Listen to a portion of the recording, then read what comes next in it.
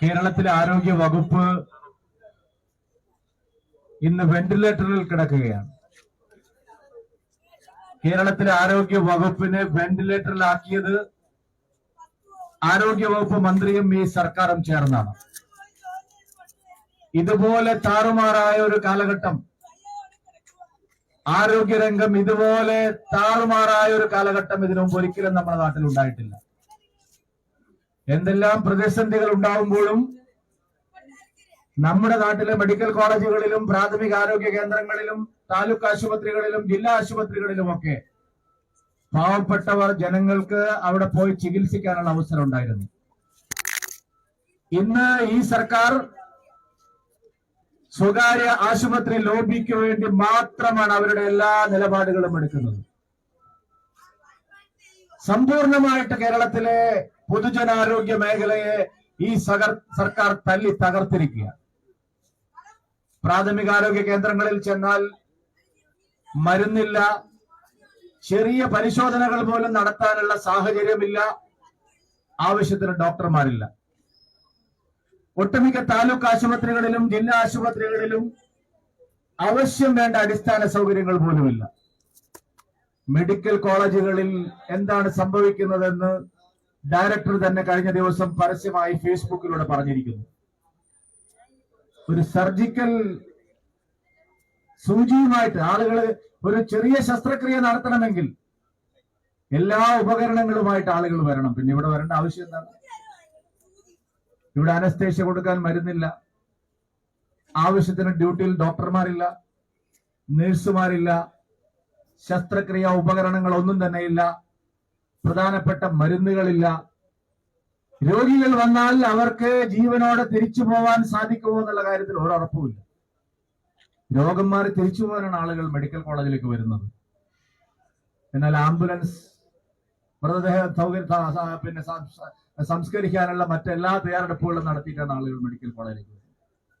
എത്ര പിഞ്ചു കുട്ടികൾ ഇവിടെ മരിച്ചു, എത്ര ഗർഭിണികൾ ഇവിടെ മരിച്ചു, ഗർഭസ്ഥ ശിശുക്കൾ മരിച്ചു, ചെറുപ്പക്കാർ മരിച്ചു. പ്രായമായ രോഗികൾ മാത്രമല്ല, ആശുപത്രിയിലെത്തിയാൽ അവർക്ക് ഒരു സൗകര്യവും കൊടുക്കാൻ ഈ സർക്കാർ ഇല്ല. മരുന്ന് കമ്പനികൾ മരുന്ന് വിതരണം നിർത്തി, കാശ് കൊടുക്കുന്നില്ലെന്നാണ് പറയുന്നത്. പ്രധാനപ്പെട്ട പല മരുന്ന് കമ്പനികളും കേരളത്തിൽ ഇപ്പോൾ ഒരു സ്ഥലത്തും മരുന്ന് കൊടുക്കാൻ തയ്യാറാവുന്നില്ല. മാസങ്ങളോളം കൊല്ലങ്ങളോളം അവർ കുടിശ്ശികയുണ്ടെന്നാണ് പറയുന്നത്. സംസ്ഥാന ഗവൺമെന്റിന്റെ ഭാഗത്തു നിന്ന് ഒരു നടപടിയുമില്ല. കാശില്ല കാശില്ല എന്നാണ് പറയുന്നത്. കാശുണ്ട്. ദേശീയ ആരോഗ്യ മിഷൻ മുമ്പെങ്ങുമില്ലാത്ത വിധത്തിലുള്ള സഹായങ്ങളാണ് കേരളത്തിന് നൽകിക്കൊണ്ടിരിക്കുന്നത്. ഗ്രാമീണ മേഖലയിലും നഗരമേഖലയിലും പൊതുജനാരോഗ്യം സംരക്ഷിക്കാൻ ആവശ്യമായ തുക കഴിഞ്ഞ 11 വർഷമായി മുടങ്ങാതെ കേരളത്തിന്റെ ട്രഷറിയിൽ എത്തുന്നുണ്ട്. മുമ്പെങ്ങുമില്ലാത്ത തരത്തിലുള്ള വർധനമാണ് ഉണ്ടായിരിക്കുന്നത്.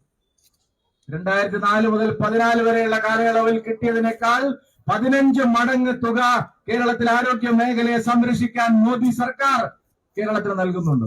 ഈ മെഡിക്കൽ കോളേജിന് മാത്രം കഴിഞ്ഞ ഒരു സാമ്പത്തിക വർഷം കിട്ടിയ തുകയെക്കുറിച്ച് മിണ്ടാൻ ആരോഗ്യമന്ത്രിയോ മുഖ്യമന്ത്രിയോ തയ്യാറാവോ? എവിടെ ഈ പണമൊക്കെ പോകുന്നത്? എന്താ നടപടിയില്ലാത്തത്? ബജറ്റിൽ വലിയ പ്രഖ്യാപനങ്ങൾ ഈ സർക്കാർ നടത്തുന്നു. കഴിഞ്ഞ 9 വർഷവും ഈ സർക്കാർ ബജറ്റിൽ പ്രഖ്യാപിച്ച ആരോഗ്യ മേഖലയ്ക്ക് മാറ്റിവെച്ച തുകയുടെ പകുതി പോലും ചെലവഴിച്ചിട്ടില്ല, കൊടുത്തിട്ടില്ല. 200, 300, 400, 500 കോടി ഓരോ പ്രോജക്റ്റിന് മാറ്റിവെക്കും. സർക്കാർ നീക്കിവെക്കുന്നത് 100ഉം 50ഉം കോടിയാണ്. എല്ലാ കണക്കുകളും പത്രങ്ങളിലൂടെ വന്നിരിക്കുന്നു, മാധ്യമങ്ങളിലൂടെ വന്നിരിക്കുന്നു. സമ്പൂർണമായിട്ടുള്ള അവഗണനയാണ്. ഇവിടെ ആരോഗ്യമന്ത്രിയുണ്ട്, അവർക്ക് നല്ല ആരോഗ്യമുണ്ട്. അവരുടെ ആരോഗ്യത്തിനും കുടുംബത്തിന്റെ ആരോഗ്യത്തിനും അല്ലാതെ കേരളത്തിലെ പൊതുജനങ്ങളുടെ ആരോഗ്യ കാര്യത്തിൽ താല്പര്യമില്ലാത്ത മന്ത്രിയാണ് നമ്മുടെ ആരോഗ്യമന്ത്രി വീണ ജോർജ്. അവര് ഒരു മാധ്യമ പ്രവർത്തകയായിരുന്നു, വിദ്യാസമ്പന്നയാണ്, കാര്യങ്ങൾ ആർട്ടിക്കുലേറ്റ് ചെയ്യാൻ അറിയുന്ന ആളാണ്, ജനങ്ങളുടെ ഉത്തരവാദിത്വം ഉണ്ടാവേണ്ട ആളാണ്. പക്ഷെ അവര് മന്ത്രിയായതിനു ശേഷം അവർ ഏതോ കൊമ്പത്തിരിക്കുന്നത് പോലെ, അവർ മന്ത്രിയായതിനു ശേഷം അവരുടെ ഡ്യൂട്ടി അത് ഡിസ്ചാർജ് ചെയ്യാൻ അവർക്ക് ഒരു താല്പര്യമില്ല. വേറെ പല കാര്യങ്ങളിലുമാണ്. കേരളത്തിലെ ആരോഗ്യ വകുപ്പിനെ വെന്റിലേറ്ററിലാക്കിയതിനുള്ള അവാർഡ് കൊടുക്കേണ്ട മന്ത്രിയാണ് ആരോഗ്യമന്ത്രി വീണ ജോർജ്. നമ്പർ 1 എന്നാണ് പറയുന്നത്. എന്തിനാണ് നമ്പർ 1? മരുന്നില്ലാത്തതിൽ നമ്പർ 1, ശസ്ത്രക്രിയ ഉപകരണങ്ങൾ ഇല്ലാത്തതിൽ നമ്പർ 1, ഡോക്ടർമാരില്ലാത്തതിൽ നമ്പർ 1, നഴ്സുമാരില്ലാത്തതിൽ നമ്പർ 1, ആരോഗ്യ പ്രവർത്തകർക്ക് ശമ്പളം കൊടുക്കാത്തതിൽ നമ്പർ 1, ആശാ വർക്കർമാർക്ക് ഓണറേറിയം കൊടുക്കാത്തതിൽ നമ്പർ 1, ഹെൽത്ത് ഇൻസ്പെക്ടർമാരില്ലാത്ത കാര്യത്തിൽ നമ്പർ 1. എന്താ നമ്പർ 1? നോക്കൂ നിങ്ങൾ, ഈ മഴക്കാലം പകർച്ചപ്പനികൾ മറ്റു മാറാവ്യാധികൾ പടരുന്നു. ഈ മെഡിക്കൽ കോളേജിന് മുമ്പിലെങ്കിലും ആരോഗ്യ വകുപ്പ് പ്രതിരോധ നടപടികൾ എന്തെങ്കിലും കഴിഞ്ഞ് 2 മാസമായിട്ട് നടത്തിയിട്ടുണ്ടോ? ഇവിടെ പൊതുജനങ്ങളുടെ നേതൃത്വത്തിലുള്ള HDCകളുണ്ട്. എത്ര കാലമായി കൂടിയിട്ട്?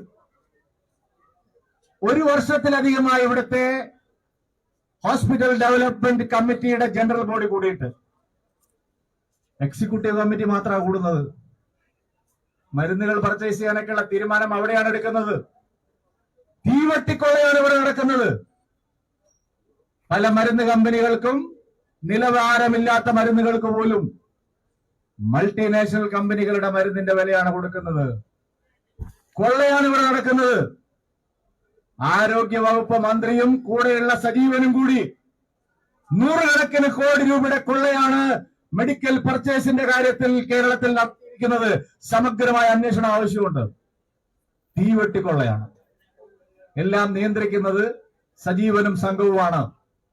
അതിന്റെ റിമോട്ട് കൺട്രോൾ AKG സെന്ററിലാണ്.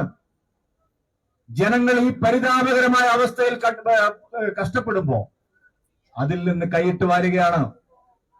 പണ്ട് ശൈലജ ടീച്ചർ ചെയ്തതുപോലെ ഉറങ്ങാതെ ഇരിക്കുകയാണെന്നാണ് പറഞ്ഞത്. ആണ്, ഉറങ്ങാതെ ഇരിക്കുകയായിരുന്നു. നേരം വെളുക്കുവോളം കോവിഡ് കാലത്തെ കട്ടുമുടിക്കുകയായിരുന്നു ശൈലജ ടീച്ചറും സംഘവും. അത് തന്നെയാണ് ഇവിടെ ആവർത്തിക്കുന്നത്. ജനങ്ങൾ കഷ്ടപ്പെടുമ്പോ, മരുന്നില്ലാതെ ചികിത്സ കിട്ടാതെ രോഗികൾ മരിക്കുമ്പോ, IC യൂണിറ്റുകളിൽ പൊട്ടിത്തെറിയുണ്ടാവുമ്പോ, ഓക്സിജൻ കിട്ടാതെ ആളുകൾ മരിക്കുമ്പോ, അതിനിടയിൽ തീവെട്ടിക്കൊള്ള നടത്താൻ മാത്രം മനസ്സാക്ഷിയില്ലാത്ത ആരോഗ്യ വകുപ്പ് മന്ത്രിയും സർക്കാരുമാണ് ഇവിടെ ഉള്ളത്.